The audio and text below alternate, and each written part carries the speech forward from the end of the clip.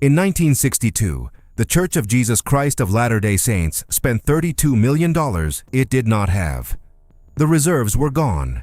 The annual financial report, once read aloud in General Conference, had quietly disappeared 3 years earlier. Inside the church administration building on South Temple, two men were locked in a fight that almost no member ever heard about. One wanted to keep building, the other wanted to stop everything. The man who lost that fight would die within the year. The man who won it would go on to control more money than most corporations on the Fortune 500, and you have probably never heard his name. His name was Eldon Tanner. He was Canadian. He was not a theologian. He had never written a book of doctrine. And for the next 20 years, while 4 different prophets came and went, he sat in the same chair, quietly turning an insolvent institution into one of the wealthiest financial powers on the planet. How does a former politician from rural Alberta build a $100 billion empire and convince an entire faith that it was the will of God? Stay with me, because the rule he wrote in 1963 is the same rule the church uses to hide its money today. Part 1. The $32 million secret. To understand what Tanner walked into, you have to understand David O. McKay. By the early 1960s, McKay was the most beloved prophet in living memory. White-haired, charismatic, photogenic. Under him, the church was growing faster than it ever had. Convert baptisms were exploding across the world. And to house those converts, the church was building. Chapels, schools, mission homes, hundreds of them. McKay had a counselor named Henry D. Moyle. Moyle was an aggressive man, a lawyer, an oilman, a builder. He looked at the surge of new members and he saw the future. So Moyle did something that felt like faith at the time. He spent ahead of the money. He built chapels before the donations came in, betting that growth would pay for it all later. It did not. The donations did not keep pace with the concrete. By 1962, the church was spending $32 million more than it took in. The reserves that had been built up over decades evaporated. Apostles like Harold B. Lee watched the numbers with alarm. The institution that taught its members to avoid debt and live within their means was, behind closed doors, bleeding cash. McKay was old now and tired, and the financial details were slipping. So in 1963, he made a decision. He pulled the finances out of Moyle's hands and took them back himself. And then, that September, Henry Moyle died. The expansionist was gone. The chair beside the prophet was empty, and McKay reached across an entire continent for a man he barely knew. Here is what almost no one tells you about that decision.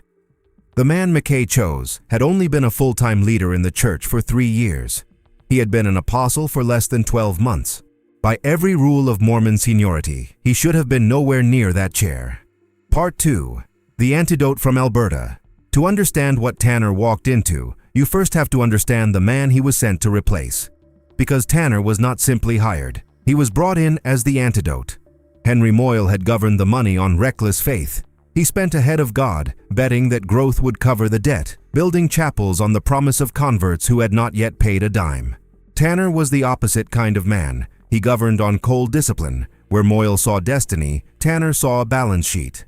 McKay did not just need a new counselor. He needed the temperament that would undo everything the last one had done. So who was the antidote? He was born in Salt Lake City in 1898, but he was raised in Canada, in the cold farming country of southern Alberta. He grew up poor, he taught school, and then he walked into politics, and he was good at it, brutally good. He won a seat in the Alberta legislature. He became Speaker of the House. He became a cabinet minister, running the province's lands and mines during the years when oil was turning Alberta into a fortune. When he left government, the corporate world swallowed him whole. He became president of an oil company. Then he was handed something enormous, the construction of the Trans-Canada Pipeline, one of the largest engineering projects in the history of the country. Tanner ran it. He moved the money, he managed the men, he delivered the result. By the time the church called him home, Eldon Tanner was one of the most respected businessmen in all of Canada. This is the man who sat down in 1963 and looked at the church's books. And what he saw horrified him. There was no central budget. Different departments spent their own way. The reporting was scattered, informal, almost casual. A multinational religion with hundreds of thousands of members was being run, financially, like a family business that had simply gotten too big. And here Tanner's work met another quiet revolution already underway.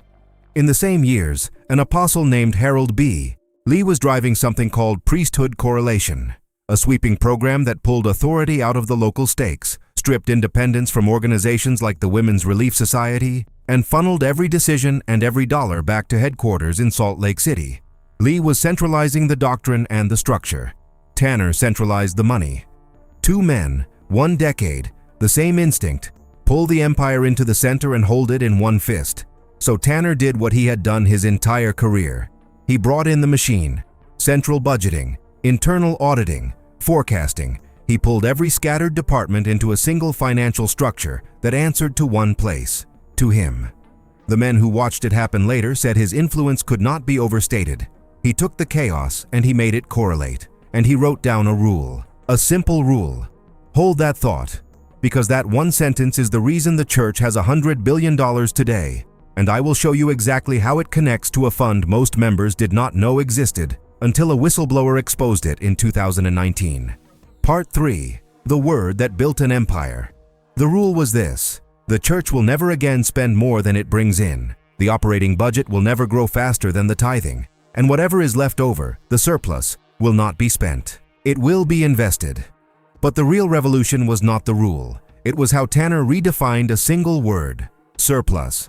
Before Tanner, surplus meant the same thing it meant in every congregation in the country. It was the extra, the money left after the bills, set aside to be given away, to feed the poor, to fund the missions, to carry the gospel further. Surplus was fuel. It was meant to be burned for good. Tanner changed the definition. Under him, surplus stopped being charity waiting to happen. It became seed capital, money that no longer existed to be spent at all, money that became an asset class. You do not give it away, you plant it, you guard it, you let it compound across decades. The fund that grew out of that single redefinition would one day have a name, Ensign Peak, and it would hold $100 billion. Every cent of it is the direct child of the sentence Tanner wrote in 1963. This was a philosophical revolution disguised as accounting. Tanner stopped treating the church like a charity that lives hand to mouth. He started treating it like an endowment, a perpetual fund. Money that does not get used, money that gets planted so that it grows forever. And here is the part that changed the institution forever. To run money like that, you cannot have apostles arguing about spending in open meetings. You need structure. You need professionals.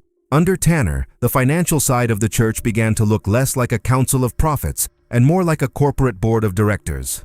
Audit committees, investment managers, layers of confidentiality. The men in the room still spoke the language of Revelation, but the spreadsheet spoke the language of Wall Street. And there is a final irony built into that machine, one that members still argue about today. The local bishop, the man who runs your congregation, who counsels you, who sits with you in your worst hour, is never paid a cent. He does it all for free. But at the top of the structure Tanner built, the apostles receive what the church calls a living allowance. Leaked documents put it well into six figures. The volunteer works for nothing. The executive draws a salary. That is not the system Tanner inherited. It is the system Tanner built. Tanner served McKay until McKay died. Then he served Joseph Fielding Smith. Then Harold B. Lee. Then Spencer W. Kimball. Prophets aged and passed. Doctrines were debated. The world changed around them. And through all of it, the same Canadian businessman sat in the same chair, guarding the same rule. He was the constant. The prophets owned the pulpit. Tanner owned the vault. Part 4. The $100 billion in the dark. Nathan Eldon Tanner died in 1982. He never lived to see what his rule became, but the seed he planted kept growing in the dark, exactly as he designed it to. For the next 40 years, the surplus compounded. The investments multiplied, and the church told almost no one. The detailed financial report that had vanished in 1959 never came back. Members gave their 10% year after year, generation after generation, with no idea how much was actually being kept or where it was going. Then, in 2019, a man named David Nielsen walked out of an office in Salt Lake City and told the world a secret. Nielsen had been a senior portfolio manager at an investment firm called Ensign Peak Advisors. Ensign Peak was the church's reserve fund, the direct descendant of Tanner's endowment philosophy. And according to Nielsen, that fund was sitting on roughly $100 billion. $100 billion. More than the cash reserves of Apple at the time. more than most countries. Built quietly, tax-free, on the surplus tithing of ordinary members who had been taught it was sacred to give, and were never told how much was simply being stockpiled. The principle that fund runs on, the iron rule that has never been broken, is the exact sentence Eldon Tanner wrote in 1963. Never spend more than you bring in. Invest the rest. The current leadership still recites it, almost word for word. The man is gone. The rule is immortal. So was Eldon Tanner a villain? That depends on where you stand. If you believe the church is the kingdom of God on earth, then Tanner was a steward of genius, the man who took a faith that nearly went broke and made it indestructible. He gave it independence. He gave it permanence. He made certain it would never again have to beg. But if you are one of the millions who gave their tithing believing it went to feed the poor and preach the gospel, and then learned it was being piled into a $100 billion fund in the dark, then Tanner looks like something else. The architect of a machine designed to accumulate, not to give. The man who taught a religion to think like a hedge fund. What is undeniable is this: no prophet of the modern church shaped its real-world power more than the quiet Canadian who never wanted the spotlight. The doctrines you hear over the pulpit were written by apostles, but the empire underneath the pulpit was built by Eldon Tanner, and he built it so well that most members still do not know his name. If this is the first time you have ever heard the name Eldon Tanner, ask yourself why. Ask yourself what else was decided in those closed rooms that you were never told. So let me ask you the only question that matters. Did you give your 10% to build the kingdom or to build a portfolio? Leave your answer in the comments. And if you want to understand exactly how Ensign Peak grew that $100 billion in total silence, watch the video on your screen right now, because that is where the rule Tanner wrote finally meets the whistleblower who broke it open.